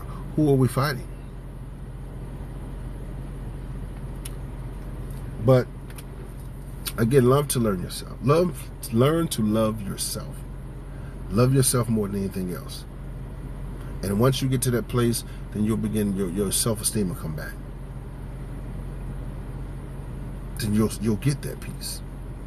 Peace is worth more than any gem, any gold, any diamond, anything.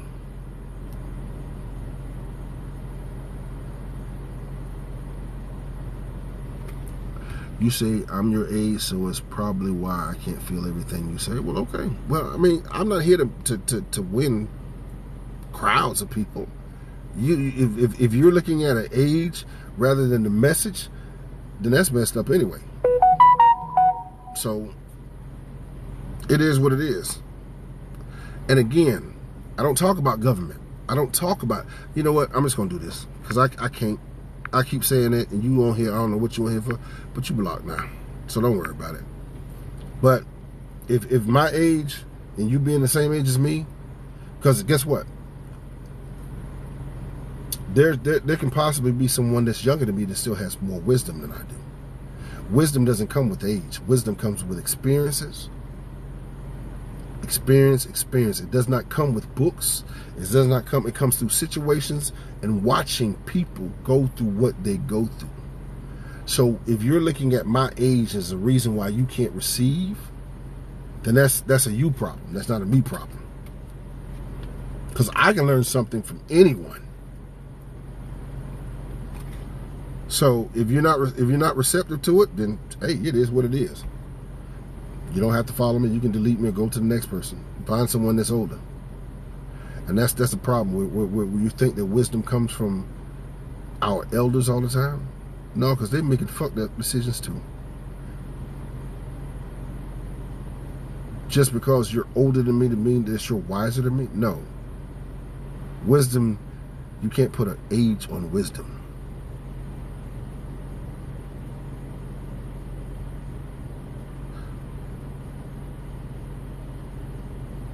Oh, okay. Oh, I wasn't saying that. Okay, I got you. I guess this is how it came across. But y'all listen. We can learn something from everyone. I can learn something. What I've done is I've gone through a lot of things in life, and I say that. I tell people this all the time. They ask me, well, where do you get this from? I don't sit here and write scripts. It's everything that I do. Every time I get on live, it's going to be off the brain. Because I've dealt with a lot of experiences, a lot of fucked up experience. I've gone through trying to commit suicide 3 times. I've gone through a woman that just drugged me to the point to where I didn't want to live anymore. I've gone through so many different issues, being abused as a child, not having a relationship with my mother, not knowing my father. So I've gone through every bad thing that a person can go through. I grew up literally by myself. I had to grow up, but I have kids. So I didn't want my kids to go through those type of feelings and things that I've gone through. I never done drugs. I've gone through a lot of bullshit.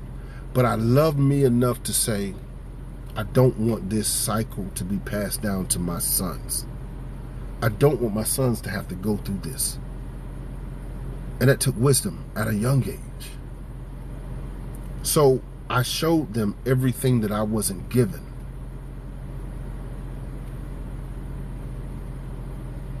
And everything that I went through, it's made me the person that I am right now. I took all those lemons and I made lemonade. I took all those traumas and those hurts and I turned them into things that I could actually talk about and help someone with.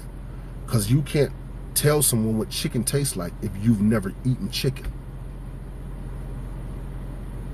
So my thing is, if I can help someone to not have to go all the way down the hell road, then I'll do that. That's it. This is not something that I went and I had to take a psychology class and take all these courses. I think that just prepares you, because everybody's not able to talk to everybody. Everybody's not able to be non-biased when it comes down to situations. I'm probably going to be the most non-biased person that you'll ever meet, because I'm going to defend our kings and I'm going to defend our queens. If a queen steps out, thank you so much. If a queen steps out of line and she's wrong, I'm not going to hurt her and bash her. I'm like, Queen, listen, why you say that? Da-da-da-da-da. If a man steps out of line, a king steps out of line, I'm going to say the same thing. So a lot of people go to school for this shit. And a lot of it's more money driven than anything, than trying to help people. I'm not saying that it's a bad thing to go to a psychologist or sit down and just tell somebody your business, but I believe that every issue that you've ever gone through in life, you can help yourself to build a stronger you. Once you begin to start loving yourself, once you begin to start realizing that you are worthy, once you begin to start knowing that you are here for a purpose,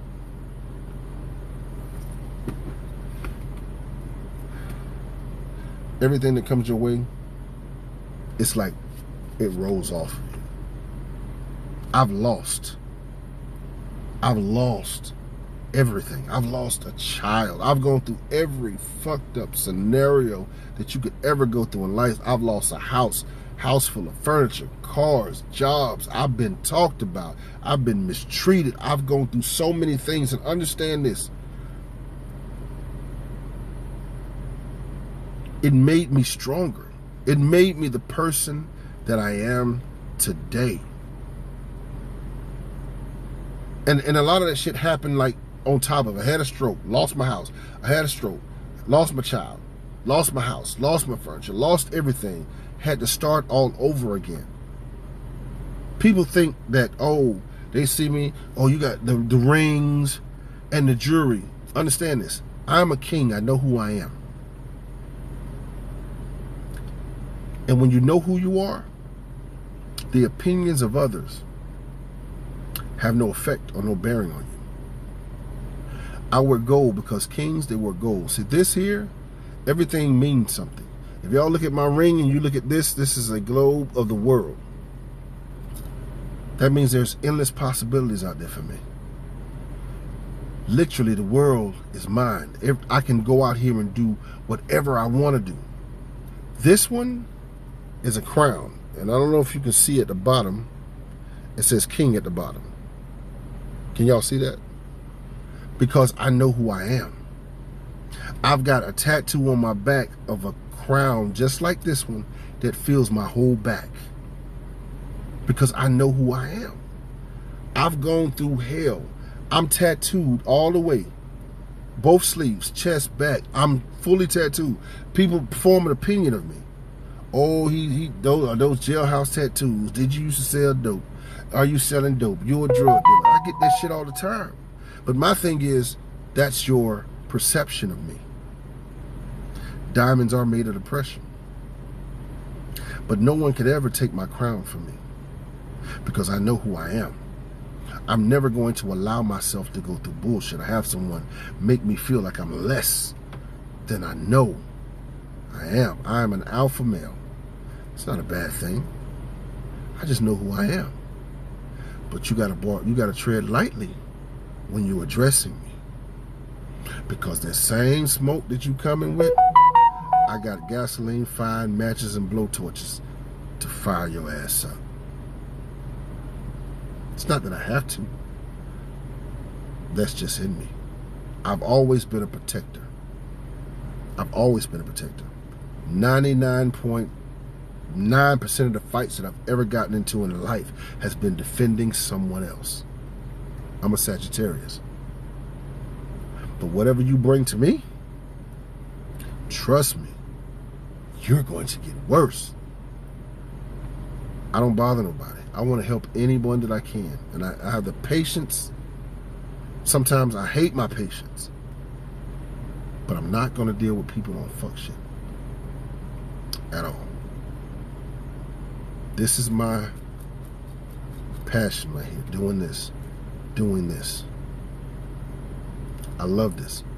I love to see people encouraged. I love to hear the stories of people saying something that I said has brought them out, or they look for my videos, or they appreciate me. Thank you so much. That fuels me to continuously do this. Now, I'm just trying to take this. It's a brand. Uncle D Speaks is not something that I made up. When I got on TikTok, TikTok gave me that name, Uncle D. And I just put the Speaks behind it. I've got merch, all my own merch. Now it's become a brand. This has become bigger than something that I could have ever thought that it could be. I've got people requesting for me to be on talk shows and podcasts and all that stuff. They're requesting me. I'm humble. I'm humble. And I'm going to continue to be humble. But I promise you, I'm going to walk in my purpose. Y'all getting all this on live right now. But give me a couple of years and see where we're at. It may be before that time. And I want to say this. It's only because I was able to take accountability for the things that have happened in my life, the things that I may have done to contribute, some of the things that have happened, not a lot. But then I was able to deal with the trauma that I've had.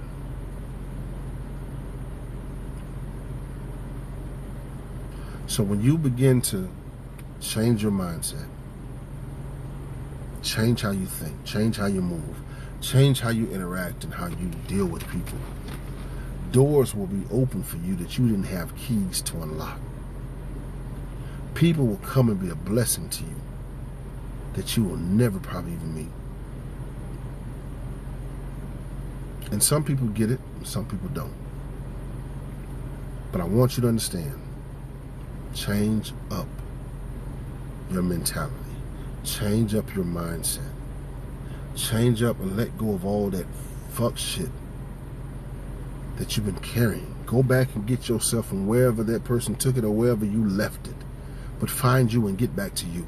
Begin to start loving you. Begin to start dating you. Because you're not going to hurt yourself. And how you allow someone to treat you is how they're going to treat you.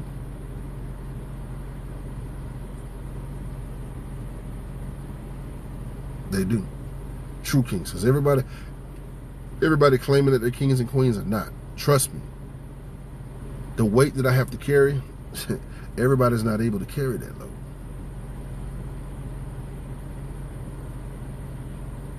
I have my inbox is flooded with questions and things that people are trying to get my advice on. I'm being pulled to many different things.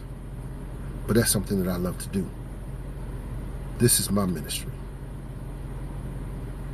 And I thank you guys for staying on here this long. At almost 1:30 in the morning, you stayed on with me. So stay tuned, because I'm coming to a city near you. Once I find that city and that venue, then I will start putting the information out. I'm going to, and it's going to be I know it's going to be in November. And it's going to be something for everybody, whether you are by yourself or you're with someone. It's going to be something for everybody. This is going to be something that I don't think people have experienced ever. I'm in Georgia, but I'll pray about it and see. I got to go look at some places, and I may have to travel through a couple of states to come look at some things. But this is something that I'm going to try to do at least once a month. Come to a different city, a different state. Now, I'm not coming for free. Understand that. I'm not coming for free. So I want to be clear. Tickets And there'll be tickets that you'll actually be able to purchase tickets. But because it's everything that I'm doing right now is me. It's coming out of my pocket. Everything that I'm trying to build is coming out of my pocket. So I've got to recoup some of that, y'all. Y'all got to understand. This is, we'll pay to go to concerts. We'll pay to go hear other people talk. Y'all pay when y'all go to church. I'm not trying to bust nobody's head open, but at the same time, if this is going to be something that I'm going to walk in full time, then I got to make sure I can walk in this full time. So I'll let you guys know November. It'll be November.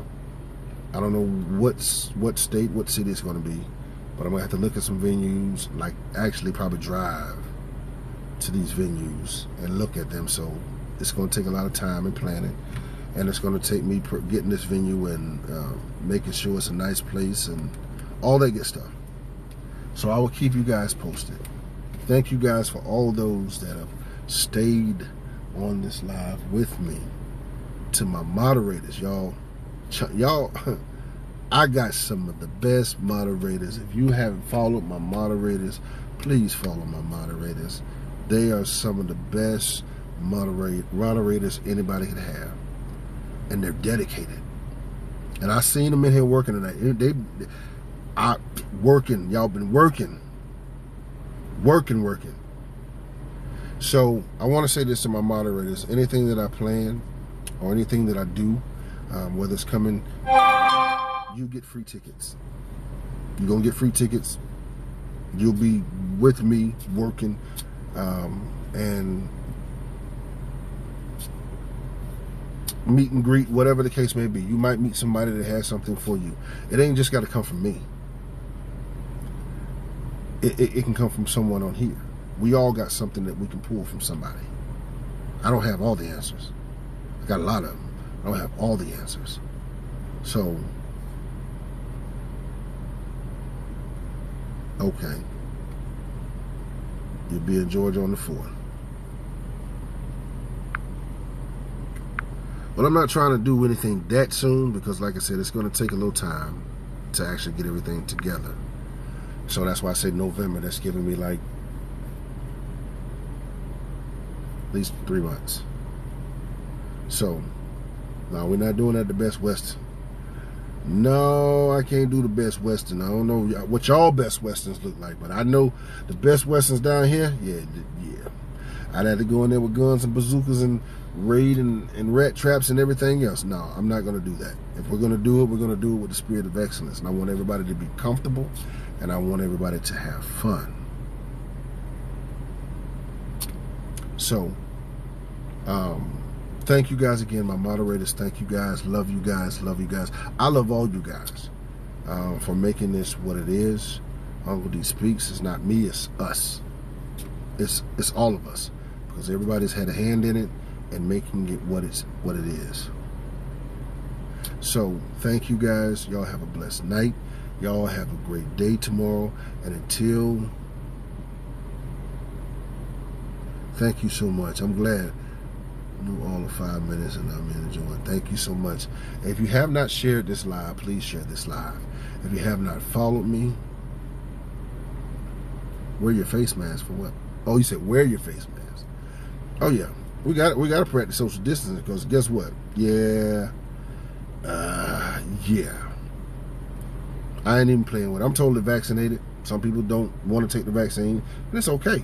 It is what it is. You don't take it, you don't take it. You take it, good, but I'm totally vaccinated.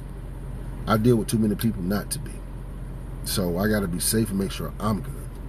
Self-preservation. So thank you guys. Thank you guys so much, moderators. Again, I love you. And to everyone that has commented, everyone that's reached out, everyone that's sent the gifts, everyone that in my Cash App has been going off. So I thank everyone that sent the donations tonight through Cash App and the gifters. Thank you so much. I speak a hundredfold return blessing to you. Thank you guys for listening to me. I appreciate y'all. Y'all get some sleep. And until we talk again, one love, I'm out.